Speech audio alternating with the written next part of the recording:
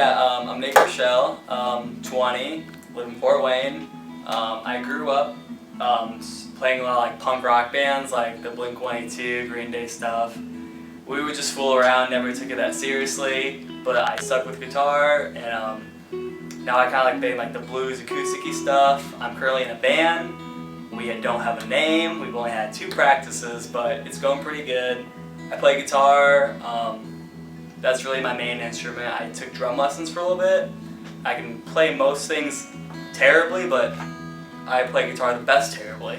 You know that movie Freaky Friday?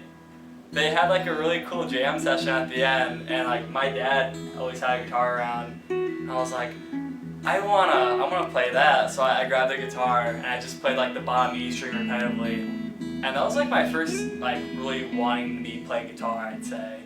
That and School of Rock, the movie, and Drake and Josh, that got me playing guitar too.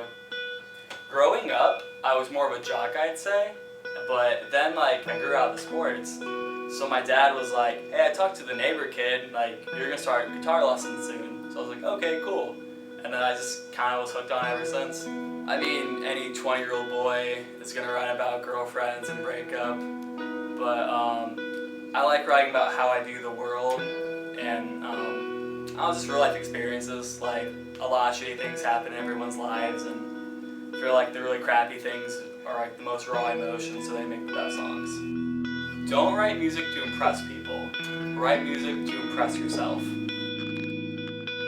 Jack Johnson really got me into like the simple guitar songwriting. I really enjoyed that. I would say my biggest influence is John Mayer. I like him as a guitarist because when I hear a song, I get really annoyed if I can already guess the next note. It just bothers me. It's like the guitar player in me. But when you hear John Mayer, Nora Jones is really good at it. You don't expect that bluesy chord that's in there, like that minor. You're like, whoa, that was cool. Everything about it was really good. Favorite album? It's like asking like, what's your favorite parent? I'm gonna say Battle Studies, just because it's a different style than anything he had. It just was a different aspect of songwriting. It was called Battle Studies because it's like the battle studies of love. And like throughout the entire album it tells a story, similar to Green Day's American Idiot album. It tells a story from front to finish. So I really like that concept where it's like each song is a chapter in a book, and just you can see a part of his life in the songs. I remember I didn't have that many friends in school, but when I was in middle school, I think 8th grade, like the high school kids always wanted to play with me because I could play guitar.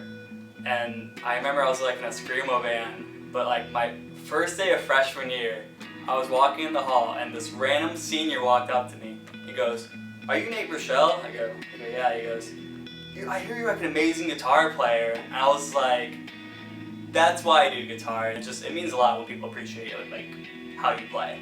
Really though, because I never did sports. I never had like the bros, so to speak.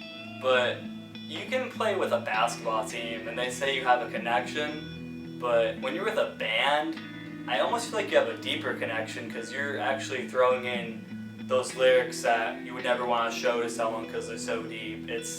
Those guys have to literally be like that to make that music so sound. When I was, I think, 17, my mom got cancer for the second time, and no one likes to see their parent in such a frail and like sad like moment in their lives, because you look up to your parents and when you see them that frail, it just hurts. So I was with her when she went through chemo. She got bald, constantly like being sick, and that's hard to live with. And I remember I wrote a song.